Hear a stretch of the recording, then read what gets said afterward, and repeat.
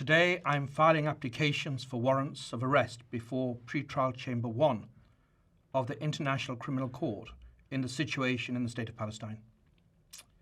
These applications are the outcome of independent investigations conducted by my office under the direction of the two principal trial lawyers standing behind me today, Brenda J. Hollis, who in addition to leading our work in the situation in Ukraine for the past couple of years, has since January also taken over leadership of the Palestine investigation, and Andrew Cayley, King's Counsel, who more recently joined the office and will be leading our work on the situation in the State of Palestine going forward.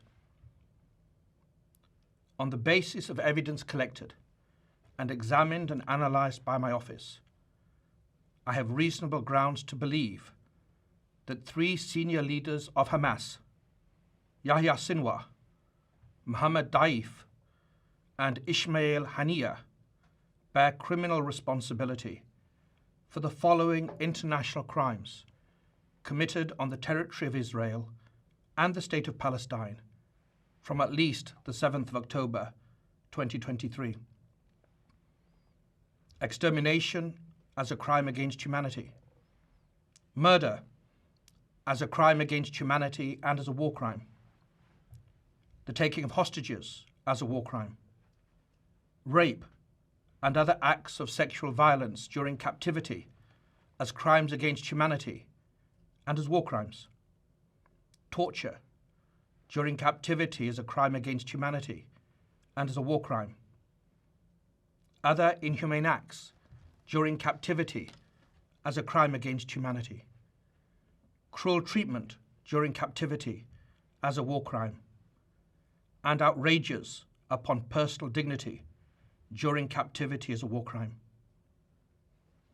These crimes were committed in the context of the ongoing armed conflict detailed in the applications and as part of a widespread and systematic attack against the civilian population of Israel by Hamas and other armed groups.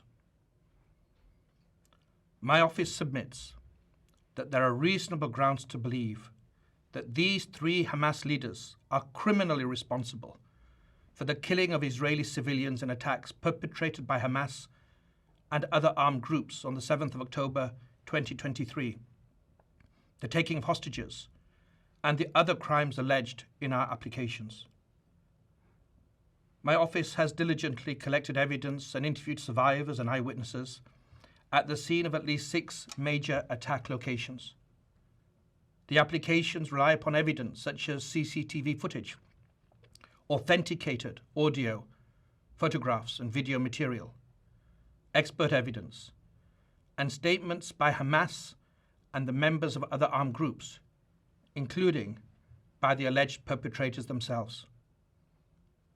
Sinwar, Daif, and Haniyeh not only planned and instigated the crimes committed on the 7th of October 2023 in our submission, they also acknowledged their responsibility through their own words and by their actions. They are charged both as co-perpetrators and as superiors.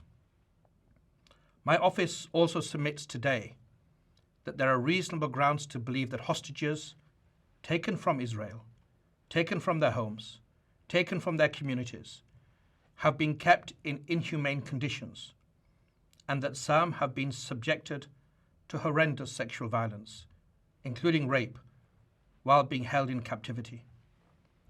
We have reached that conclusion based upon medical records, contemporaneous video and documentary evidence, and interviews with survivors. We are continuing our investigations into crimes committed on the 7th of October, including investigating further reports of sexual violence. And I repeat and underline my call for the immediate release of all hostages taken from Israel and for their immediate safe return to their families. This is a fundamental imperative, demanded by good conscience, demanded by morality, and demanded by international humanitarian law.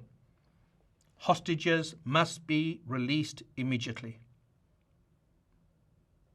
I can also confirm today that I have reasonable grounds to believe, on the basis of evidence collected and examined by my office, that Israeli Prime Minister Benjamin Netanyahu and Minister of Defense Yoav Gallant bear criminal responsibility for the following international crimes committed on the territory of the State of Palestine from at least the 8th of October 2023.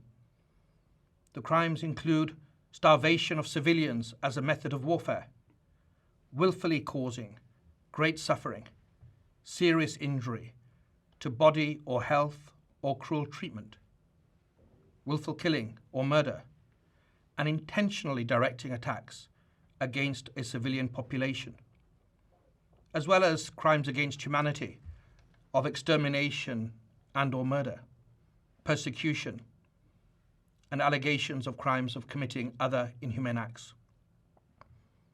It's alleged that these crimes were committed in the context of the ongoing armed conflict and as part of a widespread and systematic attack against the civilian population of Gaza, pursuant to a state policy. My office submits that these individuals, through a common plan, have systematically deprived the civilian population of Gaza of objects indispensable to human survival. We have reached that conclusion based upon interviews with survivors, many eyewitnesses, experts, from satellite imagery, statements from Israeli officials, including the 2 individuals subject to the present application, as well as based upon several hundred authenticated videos, photographs, and audio recordings, many of which were taken and shared by victims and eyewitnesses themselves.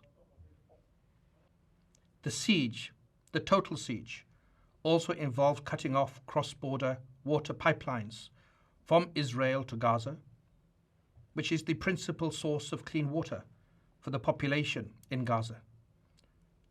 It was cut off for prolonged periods beginning on the 9th of October 2023, and it was accompanied by the cutting off or hindering of electricity supplies to Gaza from the 8th of October 2023 until today. That conduct took place alongside attacks that killed civilians, including people queuing for food, the obstruction of aid delivery by humanitarian organizations, and attacks on aid workers that forced many of those same humanitarian organizations to either cease operations or limit their life-saving efforts in Gaza. The tragic effect of the use of starvation as a method of warfare against Gaza's civilian population is acute, it's visible, and it's widely known, and it's confirmed by multiple witnesses and victims, including local and foreign medical doctors. That starvation has caused and continues to cause deaths, malnutrition, dehydration, and profound suffering among the population. Famine is already present in some areas of Gaza, and it is imminent in others. My office charges Netanyahu and Gallant as co-perpetrators and as superiors in the commission of these alleged crimes. Israel, like all states, has the right to defend its population. It has every right to ensure the return of hostages that have been criminally and callously taken. Those rights, however, do not absolve Israel of its obligations to comply with international humanitarian law. Intentionally causing death, starvation, injury, and suffering to the civilian population, including so very many women and children, are criminal means to achieve military and political goals. That's what we allege. As I have repeatedly underlined, since last year in Egypt, in Israel, and in Palestine, and again this year, those who do not comply with the law should not complain later when my office takes action based upon solid evidence. That day has come. Today we underline in the clearest possible fashion that international law and the laws of armed conflict apply to everyone. No foot soldier, no commander, no civilian leader, no one can act with impunity. Nothing on earth can justify willfully depriving human beings, including women and children, babies, the old and the young, of the basic necessities required for life. Nothing on earth can justify hostage taking or the targeting and killing of civilians. The independent judges of this International Criminal Court are the sole arbiters as to whether the necessary standard for the issuance of warrants of arrest have been met. The judges of the International Criminal Court must be now given the space to do their work and to dispassionately and objectively review the evidence that we have submitted. Should the learned judges approve my applications and issue the requested warrants, I will work closely with the registrar of the court to apprehend the named individuals. I call upon and count on all states, especially state parties to the Rome Statute, to approach this application and the subsequent judicial decision that will be rendered with the same seriousness they have shown in other situations.